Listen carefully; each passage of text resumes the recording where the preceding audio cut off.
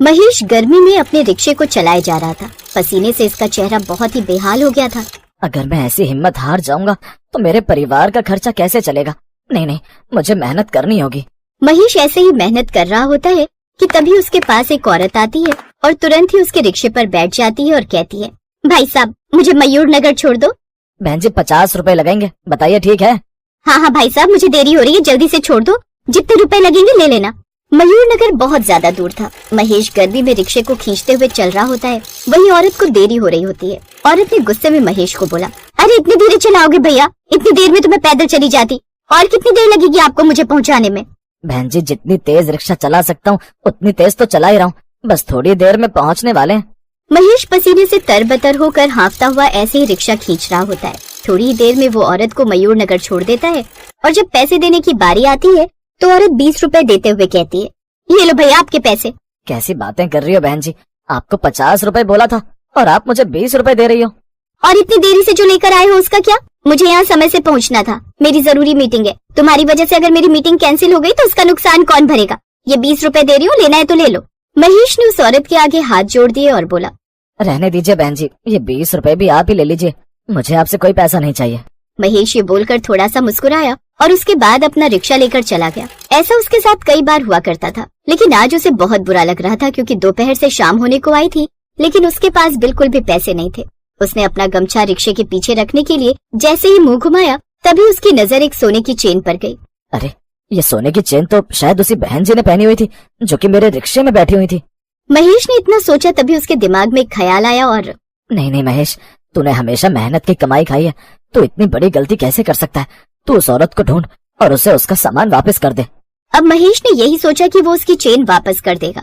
वो वापस रिक्शा चलाते हुए मयूर नगर पहुंचा। उसने गलियों में घूमकर उस औरत को ढूंढने की कोशिश की, लेकिन 2 घंटे की मेहनत के बाद जब सूरज ढल गया तो उसने खुद से कहा, जब मेरे 50 रुपए मुझे नहीं मिले तो मैं इतना परेशान हो गया था।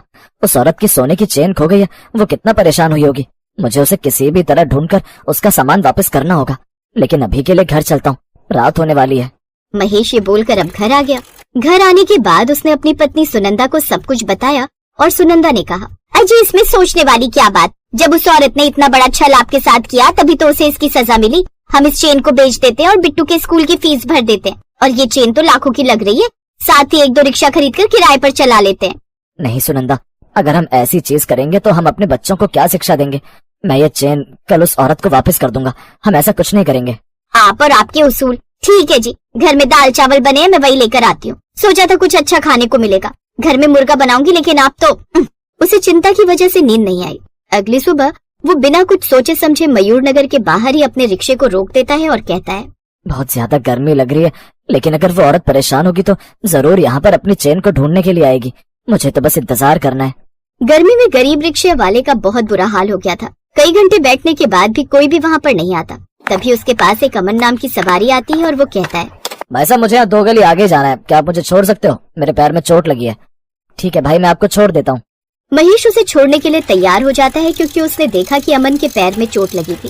थोड़ी देर में वो उस आदमी को छोड़ देता है और जब वो बाद में पैसे देता है तो महेश ने कहा, रहने दीजिए भाई साहब, आपके पैर में चोट लगी थी इसीलिए मैं आपको छोड़ रहा हूँ, कुछ काम इंसानियत के लिए भी होने चाहिए। अरे ले लीजिए, ये तो आपकी मेहनत के पैसे हैं, आपने मुझे 2 गली छोड़ा है तो ये आपका हक बनता है। नहीं भाई साहब, आपसे पैसे लूंगा तो मेरी आत्मा मुझे माफ नहीं कर पाएगी। वो उसे 2 गली छोड़कर वापस आ ही रहा होता है कि तभी उसे पीछे पलटने पर वही औरत नजर आती है जिसने अमन के आने पर दरवाजा खोला था। ये बहन तो वही है जिसकी सोने की चेन मेरे पास पड़ी हुई है। महेश अब वापस अपना रिक्शा मोड़कर उस घर की तरफ जाता है जहाँ पर अमन घुसा था। अमन उस औरत से बोल रहा होता है, अब हम क्या करेंगे? मैंने जगह जगह जाकर तुम्हारी वो चेन ढूंढने की कोशिश की, लेकिन वो कहीं नहीं मिल रही। वो चेन बेचने के लिए ही जा रही थी मैं, और रास्ते में ही कहीं गिर गई। अब हमारी बेटी सीमा को ऑपरेशन कैसे होगा? मैंने तो भरी गर्मी में घूम घूम कर उस चेन को ढूंढने की कोशिश की, यहाँ तक कि उस चेन को ढूंढते हुए मेरा एक्सीडेंट भी हो गया, और तब भी धीरे धीरे घूम घूम कर चेन ढूंढ रहा था, लेकिन मुझे फिर भी नहीं मिली। वो तो भला हुआ रिक्शे वाले का, उसने मुझे यहाँ तक छोड़ा है, और अब जब उसने देखा कि मेरे पैरों में चोट लगी है तो उसने मुझसे पैसे भी नहीं लिए। दोनों ही उदास हो रहे होते हैं कि तभी महेश घर के अंदर आता है। उसे देखते ही अमन पूछता है, क्या हो गया, आप वापस यहाँ पर आ गए?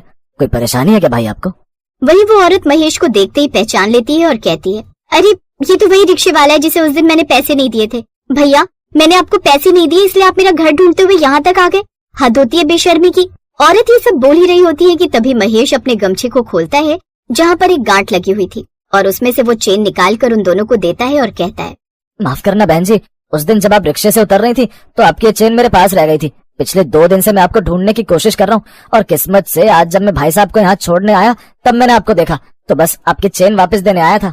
महेश का व्यवहार देखकर उस औरत की आंखों में पानी आ जाता है और वो कहती है, भाई अगर तुम चाहते तो ये चेन अपने पास रख सकते थे। मैंने तुम्हारे साथ बहुत बुरा व्यवहार किया लेकिन फिर भी तुम चेन देने के लिए मुझे 2 दिन से ढूंढ रहे थे। बहन जी, मैंने तब भी आपसे अपने हिस्से और हक के ही पैसे मांगे थे। मैं गरीब रिक्शे वाला हूँ जो कि गर्मी में रिक्शा चलाकर पसीना बहाता हूँ, लेकिन किसी को परेशान करके उसके आंसू बहाना मेरी आदत नहीं है। ये चेन मेरी माँ की थी जिसने मुझे मजबूरी के दिनों में इसे संभाल कर रखने के लिए दिया था। मेरे पति अमन का व्यवसाय बहुत अच्छा चलता था लेकिन किसी वजह से बैंक वालों ने इनका पैसा रोक लिया है और हम इस चेन को बेचकर अपना खर्च चलाने के बारे में सोच रहे थे। महेश वो चेन उस औरत को दे देता है और वो वापस आने लगता है। तभी अमन उसे रोकता है और कहता है, तुम सच में बहुत अच्छे भाई साहब, जिसके मन में बिल्कुल भी लालच नहीं है और जो लोगों की भलाई के बारे में सोचता है। तुम जैसे लोग बहुत कम होते हैं इस दुनिया में। वहीं दूसरी तरफ औरत उसे 50 रुपए दे देती है जो कि उस दिन उसके हक के बनते थे और महेश भी वो सोने की चेन छोड़कर वो 50 रुपए लेकर घर चला जाता है। उसे लेने से वो बिल्कुल भी मना नहीं करता क्योंकि वो उसकी मेहनत की कमाई थी। इसी तरह गर्मी में गरीब रिक्शे वाला महेश ऐसे ही अपनी मेहनत से पैसे कमाकर अपने बच्चों का खर्च चलाता है, लेकिन कभी भी किसी के साथ छल कपट नहीं। 2000 का नोट था। कल रात को ही मैंने जब ऑनलाइन आइसक्रीम मंगवाई थी तो कैश ऑन डिलीवरी किया था। तब तक तो मेरे पर्स में 2000 का नोट था। अब कहाँ चला गया? हो सकता है आपने 2000 का नोट ही खुलवाया हो।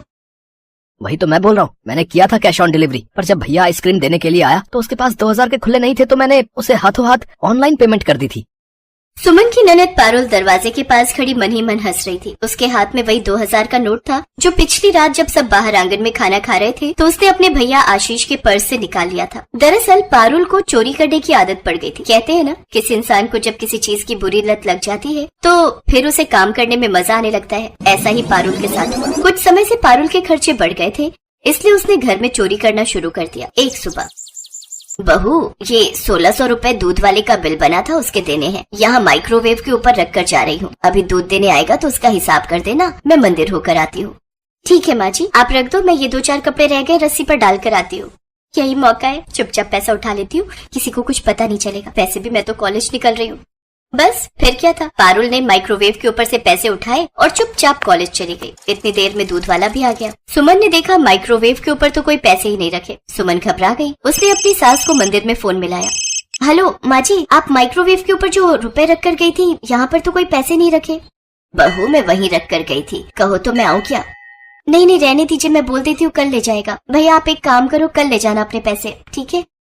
ठीक है भाभी जी, कोई बात नहीं। आखिर पैसे कहाँ गए? एक बार पारुल को फोन करके पूछती हूँ। हेलो पारुल, मेरी आवाज सुनाई दे रही है? तुमने सुबह माइक्रोवेव के ऊपर रुपए रखे हुए तो नहीं देखे थे? नहीं भाभी, मैं तो बहुत देर की कॉलेज निकली हुई हूँ, मुझे नहीं पता आप कौन से पैसों की बात कर रही हैं। अच्छा मैं फोन रखती हूँ, मेरी फ्रेंड्स मुझे बुला रही हैं। बाय भाभी। सुमन का दिमाग खराब हो जाता है। एक दिन पहले आशीष की जेब में से पैसे निकले और एक दिन बाद माइक्रोवेव के ऊपर से। अब ऐसे एक साथ कैसे हो सकता था कि रोजाना ही घर से पैसे चोरी हो रहे हो? ये तो हद ही हो गई। जब मैं माइक्रोवेव के ऊपर रुपए रख कर गई तो रुपए ले कौन गया? आशीष ये क्या कर रहा है बेटा, ये लोग कौन है? माँ घर में सीसीटीवी कैमरे लगा रहा हूँ, पता ही नहीं चलता घर में कब कौन सी चीज गायब हो जाती है। सीसीटीवी कैमरे में पता चल जाएगा कि आखिर घर से चीजें कौन चुरा रहा है। सीसीटीवी कैमरा लगते देख पारुल परेशान हो जाती है। घर में चोरी करना अब पारुल के लिए मुश्किल हो गया था, इसलिए उसने कुछ और ही करने का सोचा। एक दिन पारुल अपने फोन में एक वीडियो देख रही थी जिसमें उसने देखा कि एक औरत ने मॉल से कुछ सामान चुरा कर अपने कपड़ों में भर लिया और चुपचाप वहाँ से निकल गई। ये देखकर पारुल का दिमाग घुमा और अब वो बाहर से चोरी करने का सोचने लगी। एक दिन वो बहाने से सुमन के साथ एक मॉल में शॉपिंग के लिए जाती है। पारुल, हम लोग पहले तो कभी इस मॉल में नहीं आए, हम तो अपने घर के पास वाले ही मॉल में जाते हैं ना, फिर तुम यहाँ क्यों लाई हो? अरे भाभी, ये मॉल बहुत सस्ता और बढ़िया है। यहाँ पर कपड़ों की वैरायटी और बाकी सामान बहुत सही दामों में मिलता है। ये देखो भाभी, ये कुर्ती आपके ऊपर बहुत अच्छी लगेगी, एक बार आप ट्रायल रूम में से पहन कर आओ। अरे तुम भी तो कुछ पसंद करो, मुझे ही दिलाती रहोगी क्या? अच्छा ठीक है, मैं ट्राई करके आती हूँ, तब तक तुम अपने लिए कुछ पसंद करो। हाँ हाँ मैं करती हूँ ना। पारुल चुपचाप कुछ मेकअप का महंगा महंगा सामान अपने साथ लाए बैग में डाल लेती है। इतनी देर में सुमन भी आ जाती है। कुर्ती मुझे पसंद नहीं आई, कुछ और देखते, चलो वहाँ आगे। अरे भाभी, मेरे ना कॉलेज से फोन आ गया है, मुझे बहुत अर्जेंट एक प्रोजेक्ट करके देना है। मैं सोच रही हूँ फिर कभी आ जाएंगे, अभी घर चलते हैं, मुझे बहुत काम है। ठीक है कोई बात नहीं, फिर कभी आ जाएंगे। बस फिर क्या था, सुमन की आड़ में पारुल चोरी करती थी। वो उन महंगे प्रोडक्ट्स को अपने कॉलेज के कुछ बच्चों को बेच देती है। अब उसे और लालच आने लगा। लालच में इंसान अंधा हो जाता है। 2 दिन बाद पारुल फिर सुमन से उसी मॉल में जाने की जिद करती है। देखो पारुल, अब तुम मुझे दोबारा लेते हो आई हो। अब तुम्हें कोई कॉलेज का काम तो नहीं है ना? मैं बड़ी मुश्किल से घर से समय निकाल कर तुम्हारे साथ आई हूँ। मुझे शाम का खाना भी बनाना था, पर सिर्फ तुम्हारा मन था इसलिए मैं आ गई। एक काम करो, तुम कुछ ट्राई करो। मुझे तो इतना कुछ पसंद नहीं आया था यहाँ। ठीक है भाभी, तब तक आप मॉल में इधर उधर घूमो, मैं कुछ ट्राई करती हूँ। हाँ, ये जीन्स अच्छी लग रही है, मैं एक बार ट्राई करके आती हूँ। मुझे ना वॉशरूम जाना है, मैं बस 2 मिनट में वॉशरूम होकर आती हूँ। सुमन वॉशरूम चली जाती है और पारुल को मौका मिल जाता है। पारुल इस बार अपने बैग में कुछ ज्वेलरी सेट रखने लगती है। तभी कोई उसका हाथ पकड़ लेता है। ये छोड़िए मैडम, आपको हमारे साथ रिसेप्शन पर चलना पड़ेगा। पर मैंने क्या किया है? छोड़ो मेरा हाथ। आप मुझे इस तरह कैसे पकड़ सकती हैं? एक तो आप चोरी करती हैं, ऊपर से इस तरह से नखरे। मैडम, आपकी पिछली वीडियो फुटेज हमें सीसीटीवी कैमरे में दिख गई थी। हमें तो आपकी तलाश थी, इसलिए आज आप पकड़ी गई। अब चोरी के इल्जाम में आपको जेल जाना होगा। हम अभी पुलिस को कॉल कर रहे हैं। दिखने में तो आप किसी शरीफ घर की लगती हैं, पर काम इतना गंदा। आप चोरी करती हैं।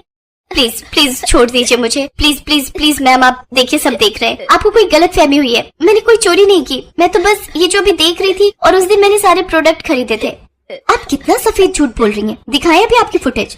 तभी सुमन आ जाती है। वो पारुल को इस तरह से रोते देखकर घबरा जाती है। ये क्या कर रही हैं आप? छोड़िए मेरी ननद का हाथ, छोड़िए। आपकी ननद चोर है, इन्होंने हमारे मॉल से चोरी की है। भाभी मुझे बचा लो। घबराओ नहीं पारुल, तुम्हें कुछ नहीं होगा। 1 सेकंड, आपके कितने पैसे बनते हैं प्लीज मुझे बताइए, मैं आपको पे कर देती हूँ। जो भी फुटेज में मेकअप प्रोडक्ट आ रहे हैं वो टोटल 12,000 के थे। 1 सेकंड में देती हूँ। सुमन 12,000 रूपए पे कर देती है। पारुल शर्मिंदगी के आंसू रो रही थी। उसे समझ ही नहीं आ रहा था कि वो अपनी भाभी के साथ कैसे नजरें मिलाए। सुमन पारुल को लेकर मॉल से बाहर आ जाती है और एक रेस्टोरेंट में जाती है। यहाँ बैठो पारुल, मुझे तुमसे कुछ बात करनी है। अब तक जो भी घर में चोरियां हुई वो तुमने ही की थी ना? मुझे साफ साफ बताओ। आई एम सॉरी भाभी, मुझसे बहुत बड़ी गलती हो गई। अपनी फ्रेंड्स के बीच टशन मारने के लिए मैंने ये सब किया। वो भी बहुत महंगी महंगी पार्टियां देती थी, तो मैंने सोचा कि मैं भी महंगी महंगी पार्टियां देती हूँ। पर दिखावा करने के चक्कर में आज मेरी वजह से आपको कितना शर्मिंदा होना पड़ा। अब हम दोबारा उस मॉल में कभी भी नहीं जा सकते। भाभी, अगर भैया और माँ को पता चल गया तो उन पर क्या बीतेगी? अरे कुछ पता नहीं चलेगा, तुम टेंशन मत लो, मैं सब संभालूंगी, चिंता मत करो। पर याद रखना, चोरी करना बहुत गलत बात है। पारुल, मुझे वादा करो कि तुम कभी भी चोरी नहीं करोगी। तुम अपनी चोरी करने की आदत को छोड़ दोगी? मैं वादा करती हूँ भाभी, मैं कभी चोरी नहीं करूंगी। मैं अपनी गलती को सुधारूंगी। उस दिन के बाद पारुल ने कभी भी चोरी नहीं की। सुमन ने भी पूरी बात संभाल ली। पर एक दिन अचानक आशीष पारुल और सुमन को उस मॉल में घुमाने ले जाता है। पारुल बहुत घबरा रही थी। वो सबकी नजरें छुपाते हुए मॉल में जाने लगी। तभी सुमन कसकर उसका हाथ पकड़ लेती है। पारुल, टेंशन मत लो, रिसेप्शन पर ड्यूटी पर कोई और है। मुझे पता चला है जो उस दिन रिसेप्शन पर ड्यूटी पर थे उनका ट्रांसफर हो गया है। घबराओ नहीं। और वैसे भी आज तुम हक से सामान खरीद रही हो तो डरने की कोई बात नहीं है। पर आज तुमने एक सबक तो ले ही लिया कि ईमानदार व्यक्ति हमेशा सिर उठाकर चलते हैं और बेईमान व्यक्ति हमेशा सिर झुकाकर। इसलिए जीवन में ऐसा कोई काम ही मत करो जिसकी वजह से आपको शर्मिंदगी में अपना सिर झुकाना पड़े। समझी मेरी प्यारी ननद? हाँ भाभी, I love you so much. भगवान ने मुझे इतनी प्यारी भाभी दी। और फिर पारुल अपनी भाभी